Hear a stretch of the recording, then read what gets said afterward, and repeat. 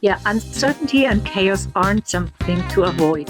It's where freedom lives and possibilities multiply. I believe that certainty is limitation.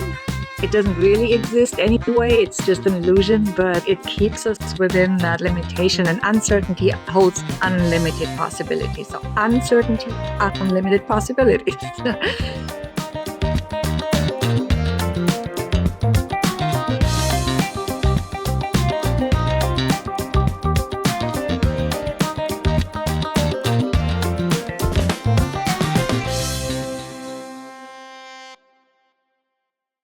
Hello, and welcome to Project Candor. Today, we welcome Regina Huber.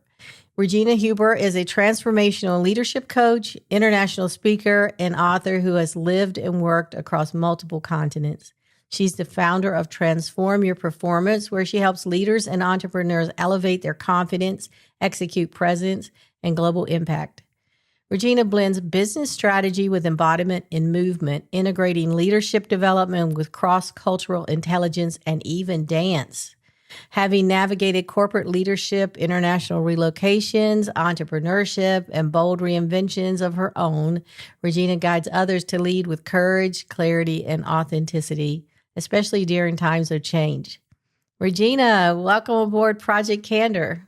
I am so delighted to be here, Jeanne. I am looking forward to this conversation. Oh, that's so wonderful. Before we get started, I'll just say I usually go into questions and, just try to get to know you a little bit. And then as you already know, we've talked about this. We have our two truths and a lie. But I'm going to interject something in here because I just want to say something about your integrity this morning. For those who, they would never know this unless I tell them, you and I were supposed to record on Friday last week.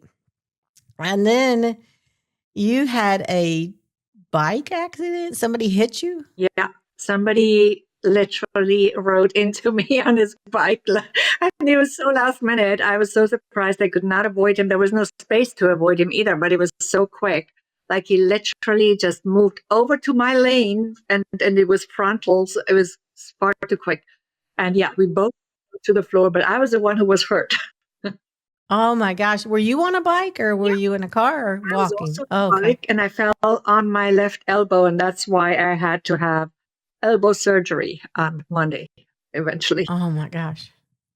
Well, the reason why I wanted to call this out is because I can't even believe you bothered to send me a note that you had an accident so I wouldn't be waiting here for our recording. That was so nice of you. I mean, here you are in pain and you're reaching out to me.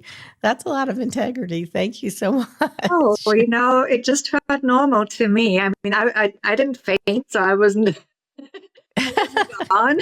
I could do this. It would have been harder years ago, right? Without a smartphone or a mobile phone.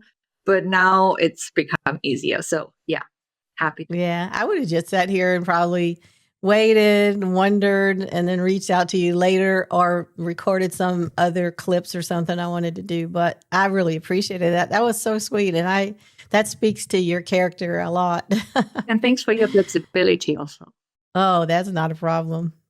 So I'll start my questions. You've lived and worked across multiple countries and cultures. How has navigating different environments shaped your leadership philosophy? Well, so I think it's had a pretty big impact, because I have seen leadership in different cultures, in different countries, different language zones. And I have realized that a lot of things are actually the same. Now, it's a lot about, you mentioned one thing already, right? Integrity.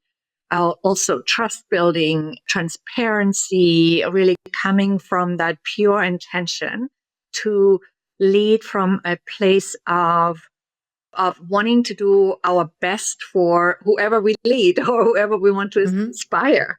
And because sometimes it's through inspiration that we lead. We don't necessarily need a team to be able to lead, right? We could be a speaker. We could be in many different capacities. And I have found that, yes, there are certain skills that we need. Communication is definitely one of them. But in the end, it's also about who we are as leaders. And I think that's the most important thing. And of course, then the second thing is about self leadership. If somebody doesn't know how to lead themselves, then I would not want to be led by that person. And few people would, but it Absolutely. happens all the time that these people are in leadership positions. Absolutely. Yeah. So I think that the gold here is that, you have done so much and been to so many countries. Can you tell us all the countries you've been to? Oops. I made a list once. And of course, to some countries I've been to travel for fun, for vacation. Mm-hmm. And to other countries I've gone both for work and fun. And then in some other countries I've lived. So the countries I've lived in, maybe that's the easier part, first of all, are, of course, Germany. I was born in Germany. I lived in Germany until I was 26. And later, I was back for a couple of years at some point. Then I lived in Spain for 7 years. Then I did a lot of work in Portugal out of Spain. So I traveled to Portugal weekly for quite a while.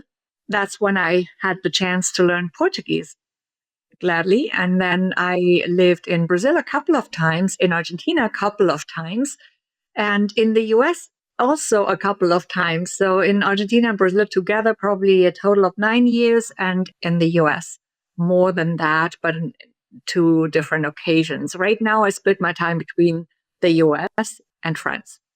Oh, now France. We didn't have that one in there until the end. And I just came back from Ivory Coast, by the way. I love to travel. I used to travel a lot more in Latin America years back. And now recently I've traveled more in Africa. So Ghana, Cameroon, South Africa a few times, spent several months there, a month in Uganda, a month in Rwanda, a month in Zanzibar also.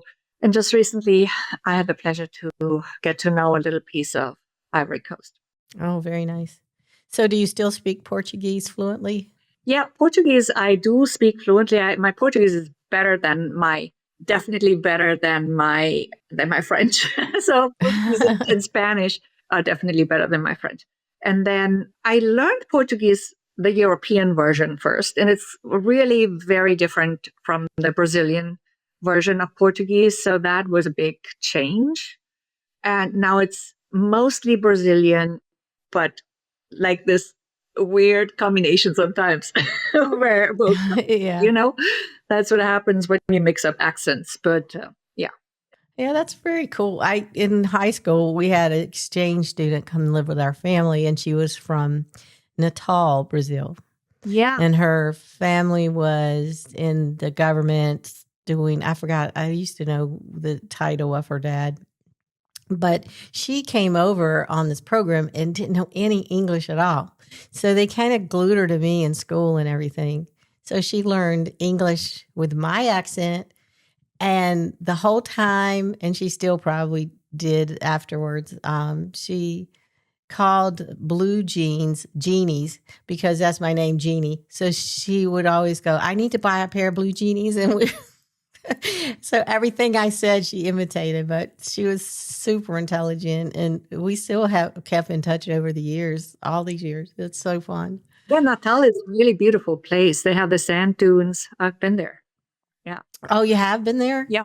Yeah. She would always talk about wanting to go to Rio, want to go to Rio for a carnival. Yeah. And I'm in a little small town. My dad's a minister, right? And so her family's sending her all these magazines from Carnival with these ladies wearing next to nothing. And they're like, what are you getting, preacher? It's hilarious because their culture is so different, but such lovely people, her family, and her daughter actually connected us back. She kept looking for me on Facebook and stuff. So I love lovely. them. Yeah, I lived in Rio de Janeiro 3.5 years. I lived in Sao Paulo too, but yeah, Rio de Janeiro was 3.5 years before New York. Yeah, it is festival like I know they say carnival, but is it such a happy place? Because she kept talking about how much fun it was. It is a lot of fun because there are actually parties in all the parts of town, like in basically for months, right? It starts in November. And we have all those parties with live bands, small, big. So there's Lapa, for example, that's the nightlife area, and they're like those big parties. And then there, of course, the official events at the Sambodromo, which, I've only been for the rehearsals actually to Oh, those. okay. But I've been to all the other stuff, which is much more fun for me than to just sit there for Nice. hours to watch this. But rehearsals are fun too, because you see the same thing. You don't pay. I was invited to come in, and it's not Oh, as crowded, So yeah. very nice. Well, so we're getting a big picture of you that you do know a lot about different cultures, that you do know different languages. That's just not your ordinary person. Yeah, I used to dance a lot of the Brazilian dances. I mean, I do the samba, but also samba de gafieira, all the partner dances they do. And samba de gafieira was one of my favorite partner dances. It's very intricate. It's the hardest of all and I've ever learned in terms of partner dance. But it was so much fun. Yeah, absolutely. Oh, okay. Well, that's the kind of place that the forbidden dance comes with it from, the one that's all hip together as a partner dance. Yeah. But Yes. they have such happiness though. When all the pictures she used to show me, it was just so, just like the spirit was really happy and the people were very positive. Mhm. Yeah. Well, anyway, just speaking of that, you speak about bold moves, and you've made some bold moves. So, what defines a bold move in your life, and how do you know when it's time to make one? Yeah, I think one of them was definitely to move to Spain when I just learned Spanish. And it just was an opportunity that crossed my path. I've never had planned to move to Spain in my life before. I'd never been to Spain. But a colleague told me about this opportunity, and I was actually looking for a different type of transfer somewhere else. But then that wasn't happening right away. So I said, well, why not? And then my colleague said, well, I said to my colleague, this is how it works. Right? I said to my colleague, well, I don't speak Spanish. And then at the time, the whole mindset around learning languages was different still. You didn't just learn the language, right? You just either studied a language at school or they You had kind of all the verb tenses, all that that. you can't, Yeah. yeah, but that's not really true. You can actually learn a language pretty fast.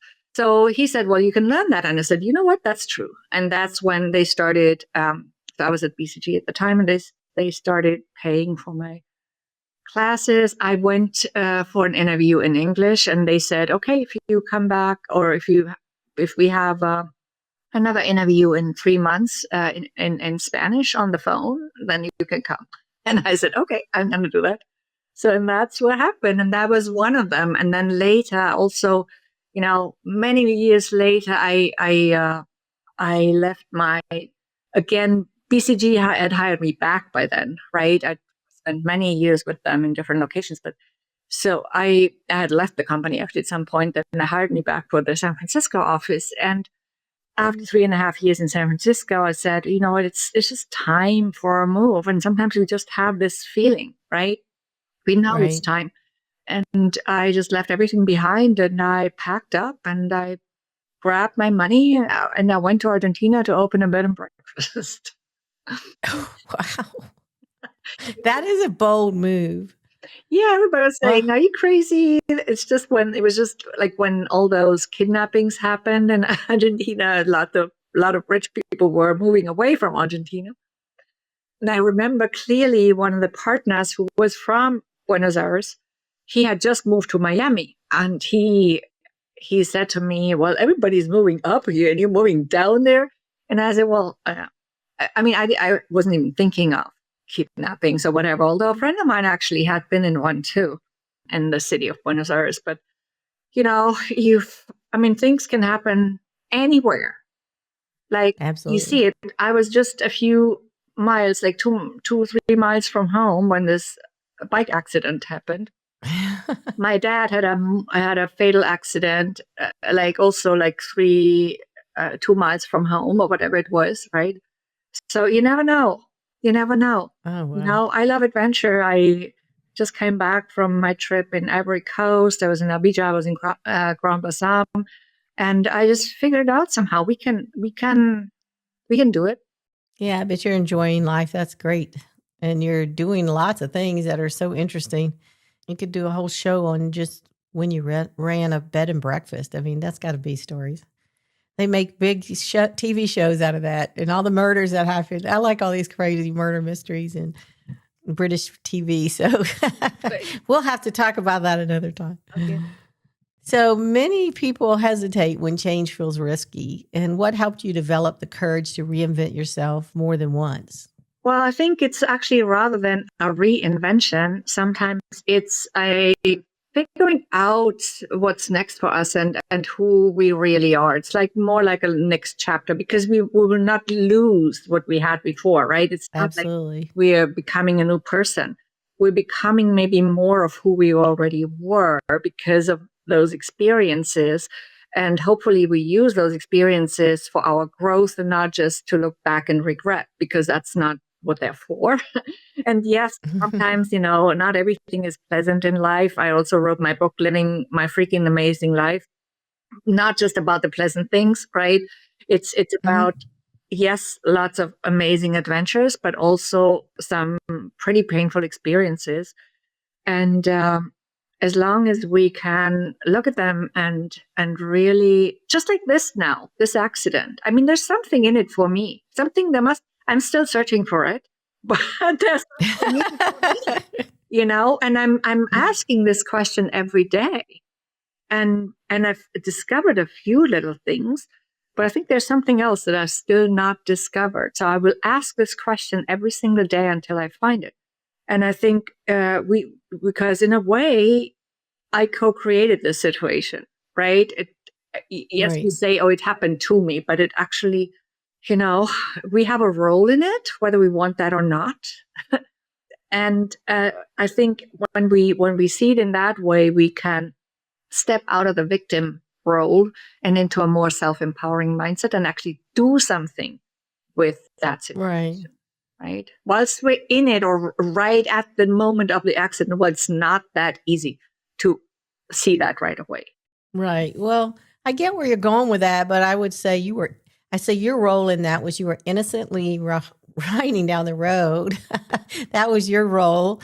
And you were there to allow this guy to hit you. I don't know. I can't find a really thing that you did wrong there or what your role was there. Yeah, it's not on a conscious level, right? But something must have played in my subconscious that allowed this. That's how I see it. Oh, okay. I know different people have different perspectives, and it's all fine. Yeah. And you also said something that was very, very interesting there. And you said it's not really reinventing yourself. I go through this question with myself all the time when I take on something new that I'm doing. And I have a lot on my plate already, but I keep taking on something new. I think it's just an extension of yourself. It's not really reinventing or trying to change your life, because you're right. It's just, you don't lose what you know. So if I know how to play the piano and I keep playing the piano and then I go on and play another instrument, the scales are still the same. And, the chords are different because you got 4 strings or you've got a huge piano harp. So it's the same, but you just, extend yourself to something new or reach out to something new. So I love the way you put that. That's great. Yeah, and I also really, really like this example, the instrument, the musical instrument analogy a lot, because the same applies to dance, and I love to dance. And that was that's my next question. I want to know, because you integrate embodiment and even dance into your leadership work. So how does movement influence presence and confidence? Yeah, it's the movement, but it's not just the movement. It's the posture. It's how you use your energy. We talk so little about energy. Of course, when we think about presence, we do think about posture, about body language, right? But what flows into all of this is our energy. And in dance, what we use a lot and a lot more consciously than usually when we go about our life is our energy. Even though we might not be aware of it, we might not think of it in that way, we're still using our energy in a more conscious way than if we don't dance, for example. Why? Because, for example, in partner dance, right? If I cannot read the energy of the other person, then I cannot follow that person. If I cannot read the intention in a dance that's this fast as, as samba fiera, it's, I mean, there are slow samba fiera rhythms too. There are, depending on the music, right? But it can be so fast that you can think about it, right? Also in the other dances, by the way, but that's one of the more extreme examples. So if I cannot read that energy, then I will not be able, if I cannot be present with that energy of my partner, I cannot follow them. And if they cannot be present as a leader of my follower energy, then they cannot lead me, because we don't give instructions verbally when we dance together, right? That doesn't work. So it's all about intention, about energy. Yes, it's also about the body, of course, the body movement, the steps, but it's actually the least about the steps. You can move with your entire body, you can dance with your entire body without making a single step with a partner, right? So, and then of course, when you dance by yourself also, you need to know how to use your energy. I do also now, a couple years back, I started sabar dancing. That's a Senegalese dance that's very much jumping and joy in the air. Well, you need to sometimes know how to use your energy to actually get it right.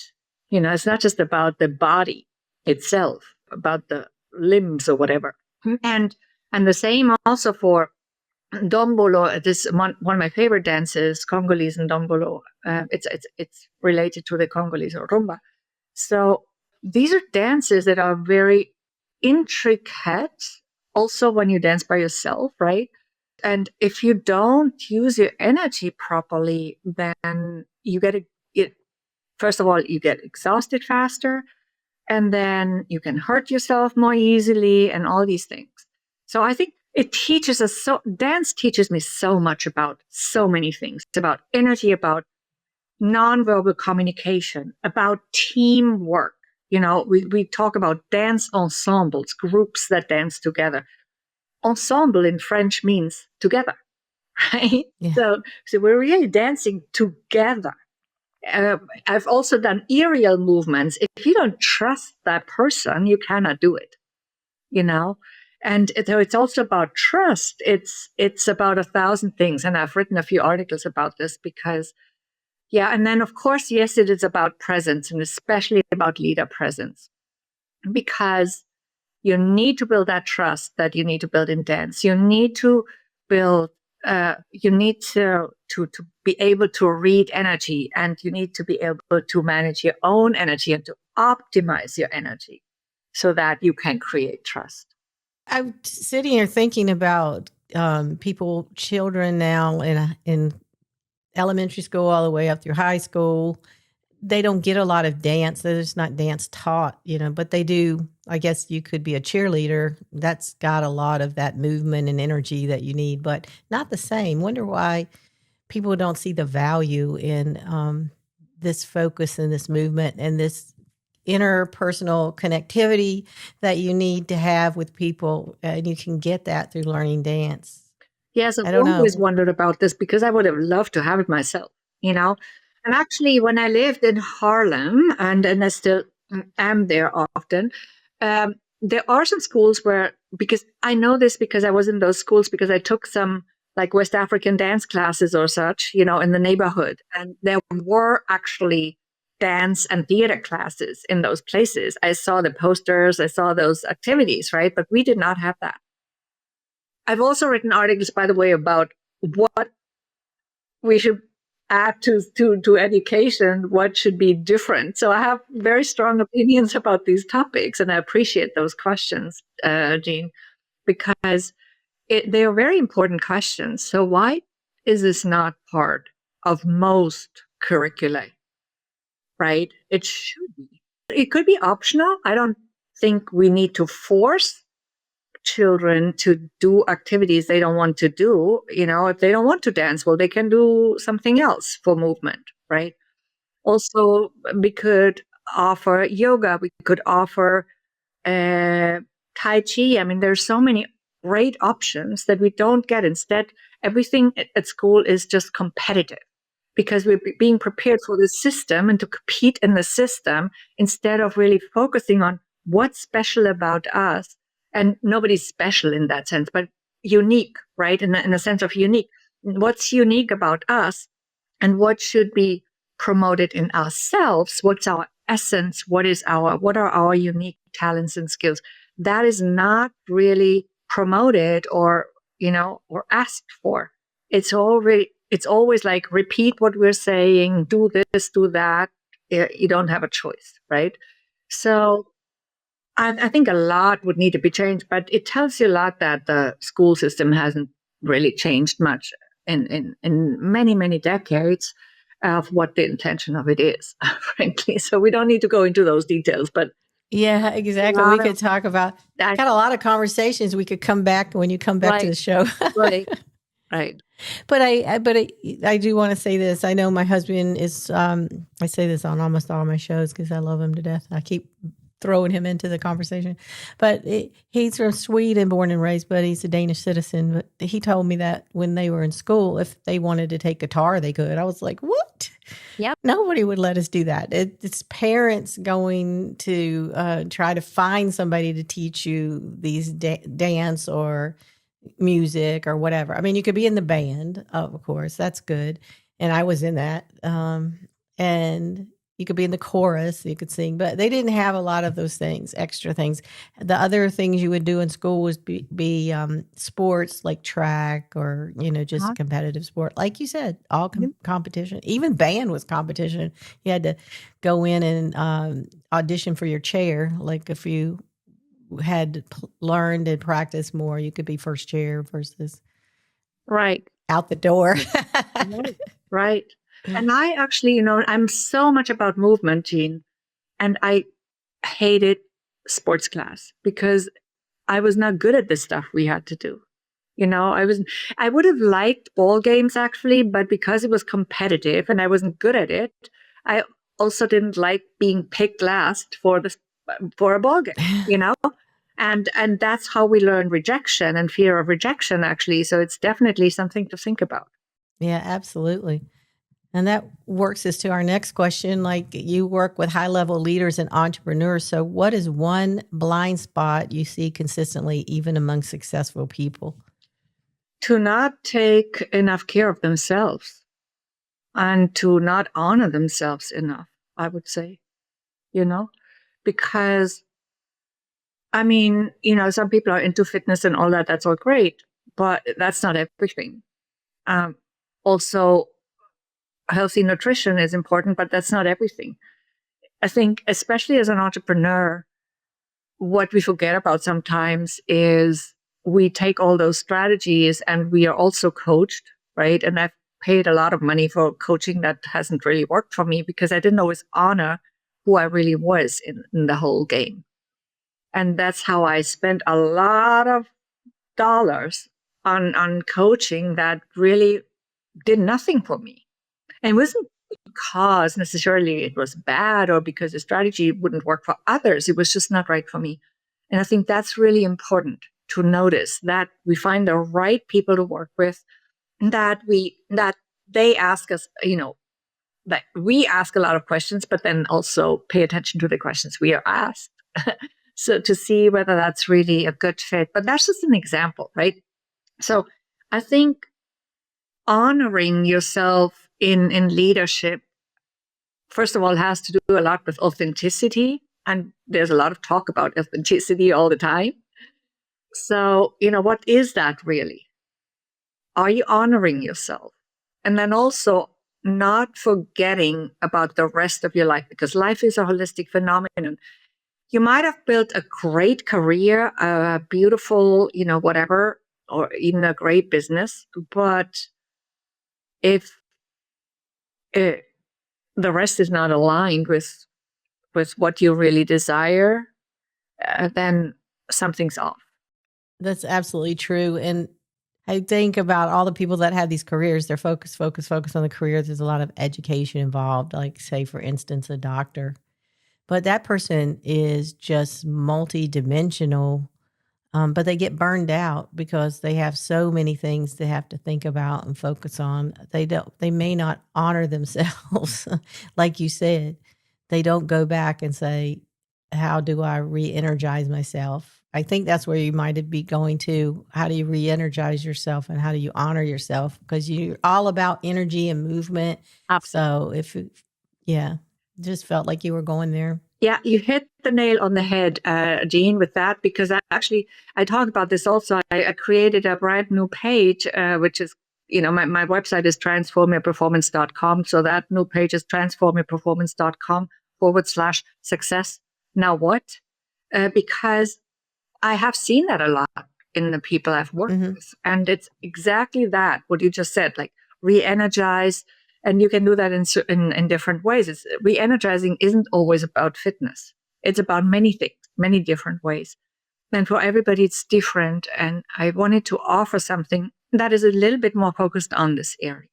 Yeah. Yeah, that would be great to help people to learn how to do that. I mean, I had a traumatic experience in the past few weeks, so I don't want to go into that here, but I've learned to take that time and breathe. And right now, and I mentioned this on my last recording because I'm in that mode right now, but I'm re-energizing myself by watching this crazy monkey on YouTube called Punch in a Japanese, his name is Punchy Khan or whatever, in a Japanese zoo over there, because he was a rejected little monkey and then he's bounced back and everybody's like helping him. But I re-energize myself by looking at other inspirational things around me. And especially I gravitate toward animals, pets. I have another channel I watch of just little pets like chickens, hens, rabbits, roosters, cats, dogs, all hanging out together and sleeping together and having kittens. And yeah, I grew up on a farm, Jeanne. It's really really beautiful, to grow up around animals.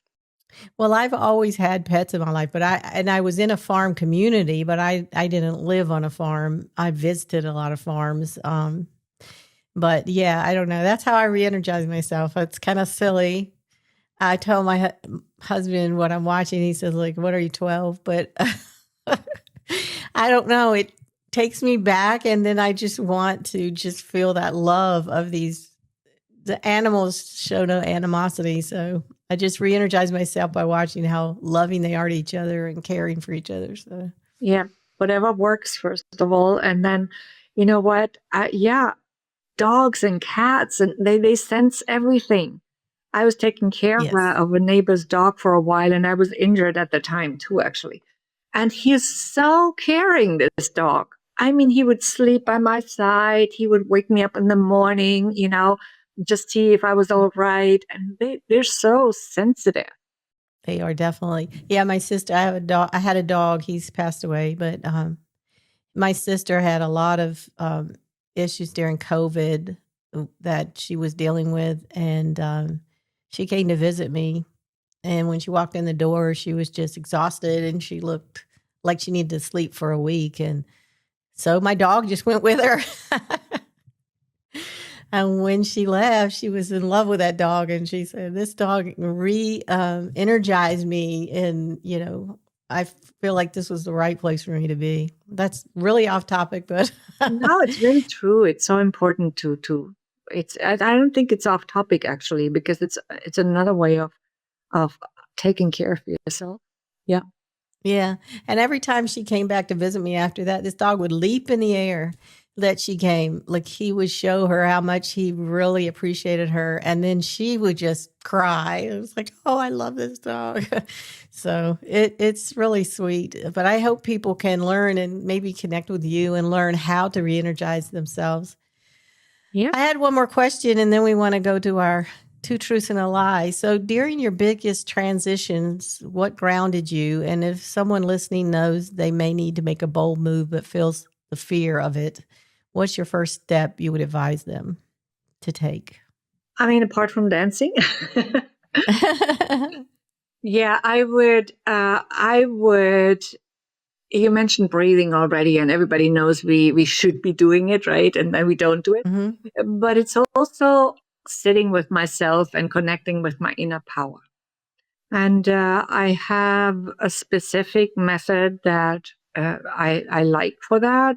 Just really closing my eyes, inhaling deeply and exhaling deeply. So deep inhales and exhales, and then just really focusing on my solar plexus area. And that's where I can most easily connect with that inner power. Maybe for other people it's different in a different place, but for me it's there. Sometimes I place a hand on it and I just really remind myself that we are all full of limitless power. So we're not really limited. And then really feel into that power and know this. So it's that knowingness. But it takes a little time sometimes, or a few seconds, to really get to that point, right? And that's when we can, it's not so much about, I don't know if it's grounding, but it's really more like, okay, this coming back to what and who we really are, which is that essence that we all have, which is really consciousness. And consciousness is unlimited. Yeah, that's true. You put that into words in a way that I hadn't thought about it before. It is unlimited. I don't know. Your mind can take you anywhere you want to go. Yeah, absolutely. Well, what other things would you like to say before we transition to two truths and a lie? Well, what else would I like to share? One thing that I like to say a lot is no one can empower you but yourself. You're always the one that needs to empower yourself, because this myth about empowering other people that doesn't really work. And then, I don't know if I know you had mentioned something about a quote. Is that also what I'm sharing? Oh yeah. We can get to that quote a little later, but you can share it now if you'd want to. Oh, yeah, we can do that later. I was just not, because we haven't really talked about any of the other questions, but I remember that you said something about a quote, so that's why I asked. Yeah, that's true. So, that's you're talking about you need to empower yourself. I used to laugh with my kids and say, people talk about this all the time. I know there's some famous quotes about it and everything, but I used to tell them, you can't get away from yourself. You better like yourself, because they were always so upset with how they performed in school or what they look like or whatever. I'm like, hey, you better love yourself, because it's only you. You can't get away from you. No matter what you do. Yeah. So let's transition to two truths and a lie. So for those listening in, Regina has provided me with 3 headlines. And then we're going to share those 3 headlines from her life. 2 are true, 1 is not. And I'm going to try to guess which one is the lie. But we won't tell you. We want her to walk us through those stories. And then at the end, she'll reveal it to us. So play along with us. This episode is sponsored by Rebel 180, the home of brave pivots and fresh starts. Rebel 180 is all about helping you rediscover what's possible when you stop settling and start listening to that little tug inside that says, life can be different. Whether you're navigating a career shift, dreaming about a new direction, or standing at the crossroads wondering if it's time for your own 180-degree turn, Rebel 180 is a reminder you don't need permission to change your story. Sponsor, we're stepping into the world of tech. Simple Socket Print, the lightweight, blazing fast label print solution designed for those who need reliability without the bloat.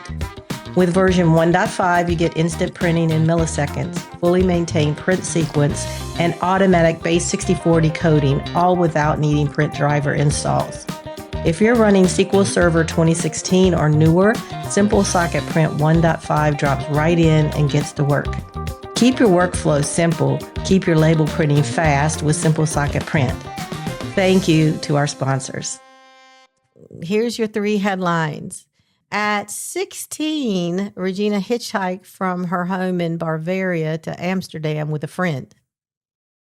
And that's headline number 1. Number 2, Regina once had a gun pressed to her head and still walked away with cash in her pockets. Headline number 2. Number 3, after training weeks, months, and years for a marathon, Regina quit a week before her target race day. Those are all really wild headlines. I'm going to guess that you, hopefully number 2 is a lie, but don't tell me yet because you're going to go through these stories because I would hate to think that you had a gun pressed to your head. So starting with number 1, hitchhiking. That's also a no-no for parents. So how old are you and what? 16 it says. So what happened? Yeah. So it was during spring break, and my 18-year-old friend that I was with, who was also pregnant at the time, and I decided we wanted to hitchhike from our town in Bavaria all the way to Amsterdam in the Netherlands. So we packed our backpacks and we set out on a rainy day in the middle of nowhere, just standing next to the road. And our first milestone was really to get to near the Autobahn, the highway, right? So there we would have several stops. At once on the highway, we'd have several stops at motorway service areas where we sometimes needed to change vehicles, as nobody would go directly to Amsterdam. We didn't have one through. So we mostly at the time traveled on trucks. And in one of them, we also slept as it got late that day. We didn't always get away right away. So sometimes we were standing there for a while. And eventually we arrived in Amsterdam the next day in the morning. We had about 5 or 6 days total for this trip, and we spent about half of that on the road.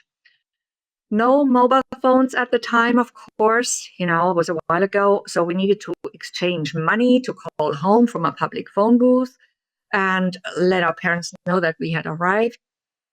And so we visited some parts of Amsterdam, a few museums, art museums and whatnot, and then eventually headed back home in the same way. That was story number. Oh, wow. How do you go to the Autobahn and hitchhike? I mean, these people are zooming by. That's the fastest highway in the world, I think. Yeah. And what are you doing? Like, you can't even stick your hand out. They're gone. No, you cannot do it right on the Autobahn. So we had to get near first, like to the to the entry, right? Or exit. Well, usually we call it exit. Okay, one of the exits. Okay. And then we, just before you go in, somebody had to stop for you. And then at the service stations, you can then look for the next person to go with. We would walk along the trucks and see who would go in that direction. Just ask. Oh, and your pregnant friend, she didn't have the baby on the trip, right? Okay. Very good. All right. So I don't know. That might be a lie, but I'm not sure. You know a lot about it. So what about number 2 and the gun? Yeah. So this was while I was living in Rio de Janeiro, right? So I was pretty well adapted myself. Like I had some interesting experiences, but I was doing my best to always keep a low profile whenever moving money around in the city, like when withdrawing money from an ATM or exchanging money, whatever. And I was always taking precautions, and I knew very well how to move around in some parts of the city. Certainly not all, but I'd been to favelas, I'd been to the northern part of the city, like for dance nights out, coming back on my own, on a van, those privately owned minibuses that complement the service of the larger buses in Rio. Mm-hmm. And that alone was actually quite an adventure always, like at 3 a.m. in the morning. But anyway, in this occasion, here I was with a friend visiting from Germany, and she had brought all that money for her vacation in cash. We needed to get those euros exchanged. Was it even euros at the time? Yes, it was already euros. And there was no bank nearby that would do that. I lived in Flamengo, near Flamengo Beach at the time. So we took a bus over to Botafogo Beach, which seemed to be the closest for this purpose. And there was a big bank there that did exchanges. I think it was Banco do Brasil. I think it was. So we went in. You have to hand your passport over to them to make a copy, right? So that they exchange the money, blah, blah, blah. And that part took us suspiciously long already. Anyway, on our way out, we were going to go to a restaurant, nearby restaurant with a garden where we wanted to have lunch.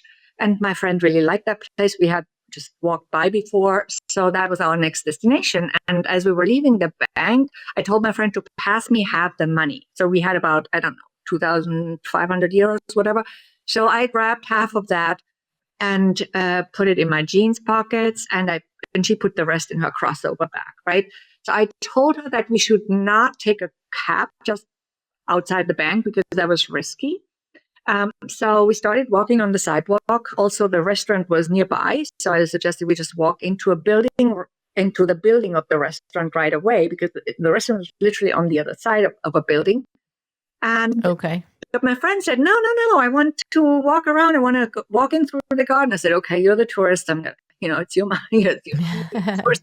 So we walked around the block to the other side of the building, said and done. We were just about to walk into the garden area, and my friend had just stepped in. She was already inside when two guys on a motorcycle came rushing.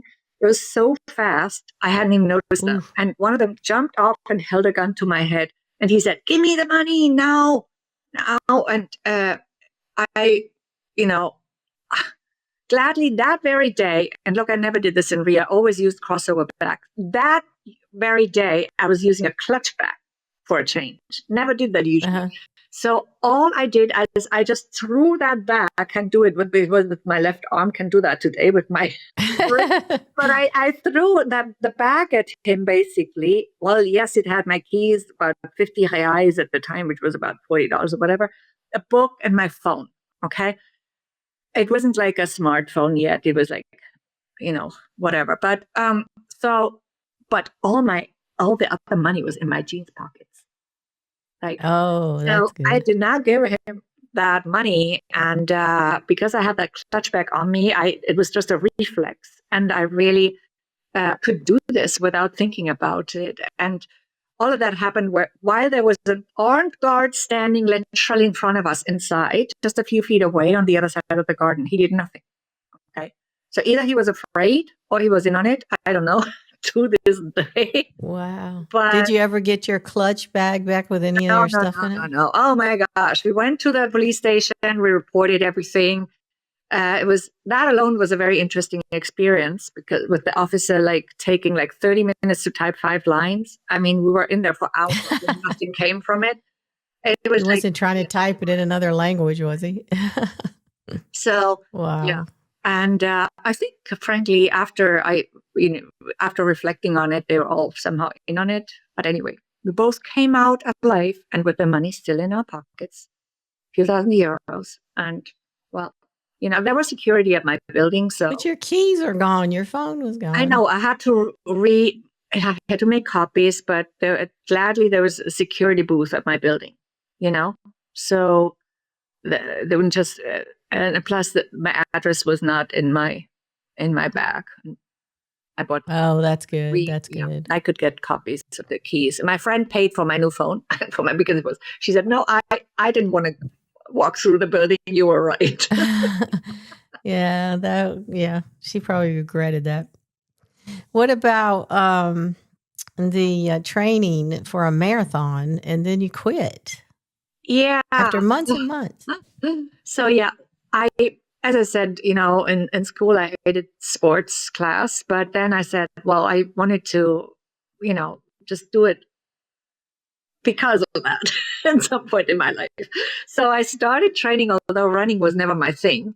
I started training for a marathon, and I did quit a week before race day, or was it a week? It was about a week, maybe not exactly 7 days, but anyway.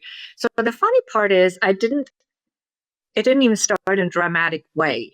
So it wasn't that I had some emotional breakthrough or whatever to do this or to even quit at the time. So I don't even know what happened in my mind. So I just saw something online back then. And it was in a group that I participated in for another event. And I probably saw it late at night even. And I just went, huh, that could be me. Why not, right? Let's just do it. So I just registered. And maybe I had a glass of wine before. I don't know. But I don't know why I even did this. Okay. So next thing I know, I'm signed up, and just out of the blue and a little overconfident, I started training. And I was pretty fit at the time because I'd done lots of high energy dance classes, really, lots of cardio, lots of walking, some yoga along the way. And running had never really been my thing, but I said, okay, with a little bit of extra motivation, I can do this, right? And I thought also that this might finally get me into running in Central Park on a regular basis, because I literally lived next to Central Park at the time. And I had tried a couple of times, but without having like some type of a motivator, it didn't really catch on, right? So when I started training this time at the beginning, it actually felt kind of good, because I had that motivation rush and I had the team. So I was talking to the team, and suddenly I also was somebody who runs, right? It was like, yeah. I bought a running outfit, great shoes, blah, blah, blah. And I would say these things like, oh, I can't stay out. Gotta be cute. Yeah. Gotta be cute when you're running. Right, exactly. And then I would say these things like, oh, I can't stay out too late. I have to run tomorrow. I have to train. You were cool. Yeah. And now I can hear how ridiculous that sounded. But after a few weeks, the reality hit. Actually, not a few weeks, it was months, right? And I wasn't really enjoying this. And my brain was going like, okay, why am I doing this again? So the race week shows up, and suddenly people start asking about it. What time is the race? Where is it? Should we come watch? And that's when it really hit me. Up until then, I was just this future, it was this future thing out there. This thing I was training toward, but now it was the reality. And I thought, do I really want to do this, right? Do I really want to show up and do the whole thing? Why am I doing this? To prove what to who? And I suddenly realized that I wasn't excited anymore at all. It was just not for me. I wasn't into this marathon thing, and I wasn't even behind the whole philosophy of it. I wasn't even into running, right? And so that's why I decided to quit, because it no longer felt true to myself and it didn't feel authentic. So yeah, that was it about running for me and for the rest of my life, I guess. Yeah, I think that's a good story, because a lot of people would think, "Oh, I can't quit. I have to do it because now I've signed up." But I just really hate it, and it wasn't for me. And it was like could have been on a dare, could have been a drink. You didn't know exactly why you signed up. So it's good to know when to cut your losses and say, yeah, I could do it if I wanted to, but it's not what I want to do, and then move on. So that's cool.